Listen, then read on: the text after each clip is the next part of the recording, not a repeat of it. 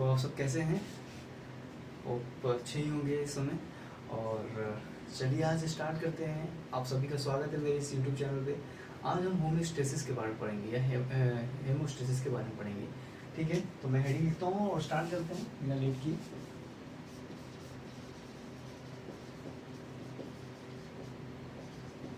Haemostasis.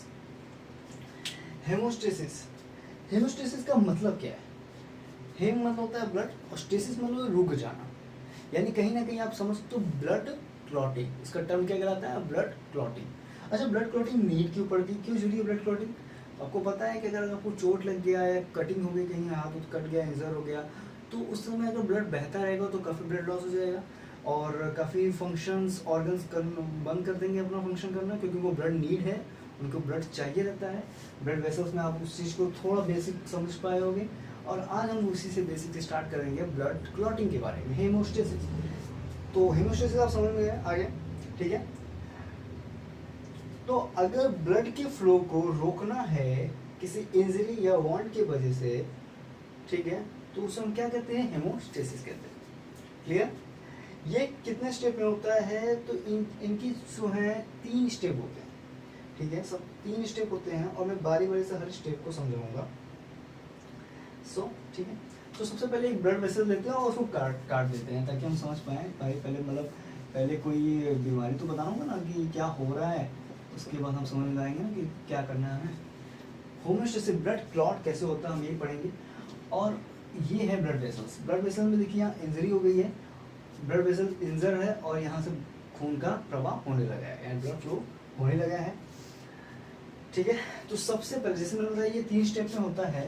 तो सबसे पहला स्टेप है वस्कुलर स्पाज्म। कैसे होता है ये, ठीक है? वस्कुलर स्पाज्म, देखिए इंजर्ड की जो ब्लड वेसल्स है उसकी कोशिका कॉन्स्ट्रिक्ट होंगी और आगे बढ़ेंगी, तो डायमीटर छोटा होता जाएगा, ठीक है। जो इंजर्ड ब्लड वेसल है, जैसे हमारे सामने इंजर्ड ब्लड वेसल है, ठीक है, तो इनकी जो सेल्स होती है वो आपस में क्या करती है? कॉन्स्ट्रिक्ट करेंगे। और जैसे ही कॉन्स्ट्रिक्ट होगा तो ये जो डायमीटर बड़ा है, ये डायमीटर घट जाएगा। किस इस तरह से देखिए आप, ये जो डायमीटर बड़ा है जो कटिंग वाला, और ये धीरे धीरे क्या होगा? घटने जाएगा, घट जाएगा और इस तरह से डायमीटर कम हो जाएगा। ये होता है वस्कुलर स्पाज्म, ऐठन आना। तो ब्लड वेसल की सेल जब क्या करती है? कॉन्स्ट्रिक्ट होती है, तो जहाँ इंजर्ड प्लेस है, ठीक है, वो क्या होने लगता है? इसका डायमीटर कम होने लगता है। पहले में यही होता है। दूसरे में देखते हैं क्या होता है। दूसरा है प्लेटलेट प्लग फॉर्मेशन। दूसरा है प्लेटलेट प्लग फॉर्मेशन, ठीक। Platelet plug formation, infected area में प्लेटलेट इकट्ठा होगा और एरिया जाम हो जाएगा, ठीक है। यहाँ पे जो आपके हुआ, जैसे ये देखिए जो इंजर हुआ है यहीं पे प्लेटलेट जम जाएंगे और ये जाम हो जाएगा, क्लॉट हो जाएगा ना, ब्लड बहना बंद हो जाएगा। तीसरा स्टेप, ठीक है। 2 स्टेप आपको एकदम बढ़िया समझ आ गए, ठीक है। अब जो तीसरा स्टेप है, इस स्टेप के भी कई स्टेप हैं, ठीक है। सबसे पहला स्टेप है, तीसरे के पहले स्टेप में है प्लेटलेट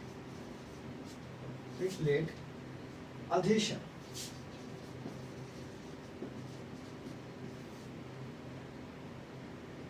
प्लेटलेट अधेशन, ये जो दूसरा स्टेप है इसी का पहला स्टेप है प्लेटलेट अधेशन, ठीक है। तो इसमें क्या होता है? प्लेटलेट नाम से ही पता चल रहा है, प्लेटलेट आपस में चिपकने लगेंगे। सिंपल है, प्लेटलेट आपस में चिपकने लगेंगे। और सेकंड पॉइंट है, बस हेडिंग से ही आपको आंसर समझ में आ जाएगा। तो दूसरा प्लेटलेट रिलीज रिएक्शन,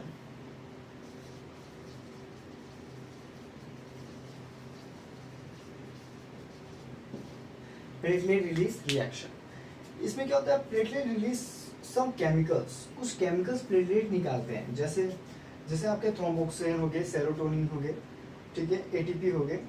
अब जिससे क्या होगा? प्लेटलेट का चिपचिपा और स्टिकी नेचर बढ़ जाएगा। यानी कहने का मतलब है कि प्लेटलेट्स हमारे कुछ ऐसे केमिकल्स निकालने लगेंगे और उस केमिकल्स के कारण प्लेटलेट बहुत चिपचिपे हो जाएंगे। और जब चिपचिपे हो जाएंगे तभी तो ब्लड वेसल्स के चारों तरफ से अच्छे से चिपक पाएंगे ना, क्योंकि उनके भी एडिशन फोर्स अच्छा हो जाएगा, ठीक है। तो वही है, प्लेटलेट रिलीज रिएक्शन में ये कुछ केमिकल्स निकालेंगे, लाइक जैसे कि एटीपी, सेरोटोनिन एंड थ्रोम्बोक्सिन्स, इन तरीके के केमिकल्स निकाल के अपनी स्टिकी नेचर को इंक्रीज करने लगेंगे। देन हम तीसरा पढ़ते हैं, प्लेटलेट एग्रीगेशन। नाम से ही आपको पता चल रहा है इसमें क्या होने वाला है ना। अब जो जितने भी सारे प्लेटलेट्स हैं ना एग्रीगेट हो जाएंगे, बस सिंपल सी बात है। सबसे पहले क्या है, प्लेटलेट आपस में चिपकने लगे, ठीक है। अब उनको चिपकने के लिए कोई ना कोई ऐसा स्टिकी नेचर प्रोवाइड करने का कोई साधन चाहिए, तो ये है प्लेटलेट्स खुद से केमिकल रिलीज किए और चिपकने लगे। देन एग्रीगेशन, और चिपकने लगे तो ढेर सारे वहाँ पे इकट्ठा हो गए ताकि वो क्लॉट बन सके। अब आ जाता है तीसरा, ये है ब्लड क्लॉटिंग, मतलब आखिरी स्टेप, ब्लड क्लॉटिंग। ब्लड में फैब्रिन प्रोटीन होता है, ठीक है, जिसके पतले पतले धागे क्या होते हैं, एक तरीके से सिलना होता है ना, उस तरह से फैब्रिन प्रोटीन होता है ब्लड में, जो उस इंजन ब्लड वेसल के लेस को सिल देता है और ब्लड फ्लो क्या हो जाता है, स्टॉप हो जाता है, ठीक है। इस तरह से देखिए, सबसे पहला केस क्या था, यही था, यहाँ से ब्लड निकल रहा था। अब इसी को यहाँ पे क्या हुआ, प्लेटलेट जम गए।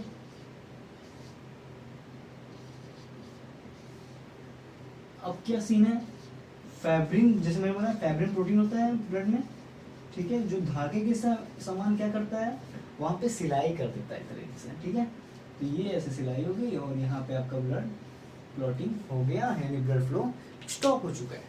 ये है हमारा हेमोस्टेसिस, जो 3 स्टेप में होता है। बारी बारी से हर स्टेप को मैंने बहुत सिंपली वे में बताया, ठीक है।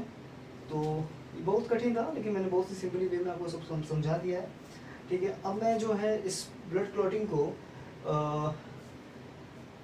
अच्छे से डिस्क्राइब करूंगा, ठीक है। सो पढ़ते हैं आगे।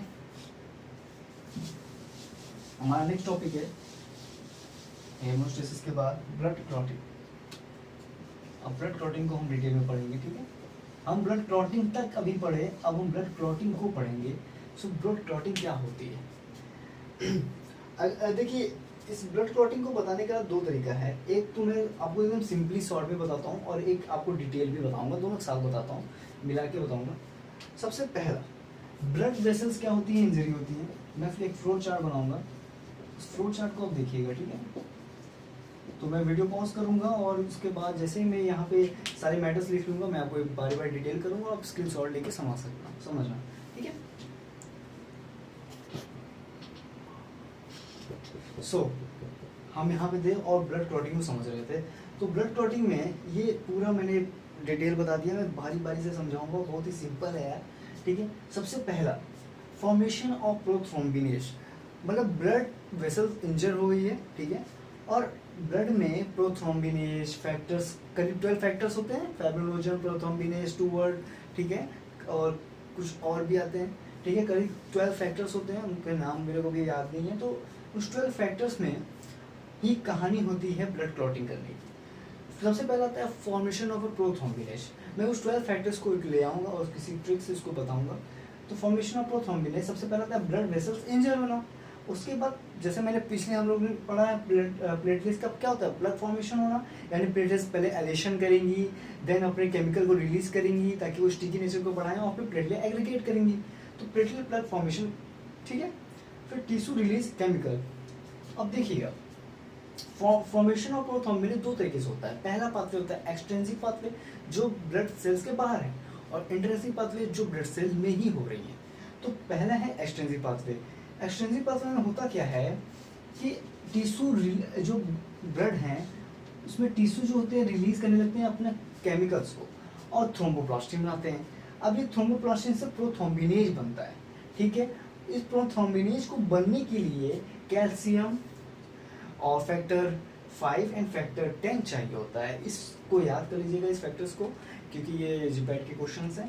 कैल्शियम 5 और 10 ऐसे याद कर लीजिएगा, 5 और 10, ठीक है। एक्सट्रिंसिकली हो गया।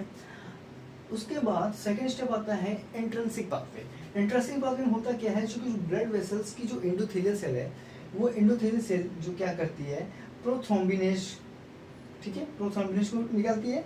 और प्रोथ्रोम्बिनेज क्या करता है, प्रोथ्रोम्बिन से थ्रोम्बिन को बदल देता है, जो हमारा तीसरा स्टेप है, conversion of prothrombin to thrombin. Intrinsic pathway के लिए हमें कैल्शियम फैक्टर 12 और फैक्टर 10 चाहिए, जैसे मैंने बताया जीपैड के लिए इंपॉर्टेंट है, ठीक है। तो एंडोथेलिया से प्रोथ्रोम्बिनेज निकला और प्रोथ्रोम्बिन ने थ्रोम्बिन में बदला। फिर थ्रोम्बिन क्या करता है, हमारे चौथे स्टेप में कन्वर्जन कर देता है फाइब्रिनोजन का फैब्रिन में। और फैब्रिन मैंने बताया था एक पतले पतले धागे की तरह, जो हमारे ब्लड क्लॉट के इंजर्ड प्लेस पे वहाँ पे जम के इसको क्लॉट कर देते हैं, ब्लड क्लॉट कर देते हैं। सो ये फैब्रिन हो गया।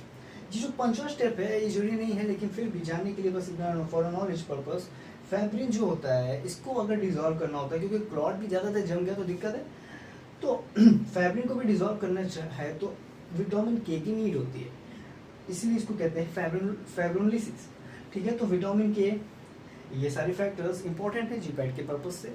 फिलहाल के लिए कॉन्सेप्ट के लिए इतना ही काफ़ी है, और मैंने बहुत अच्छे से डिटेल से मैंने इसको समझाया। सो तो आगे बढ़ते हैं और मिलते हैं आपसे नेक्स्ट वीडियो में। थैंक यू, तब तक के लिए टेक केयर, बाय।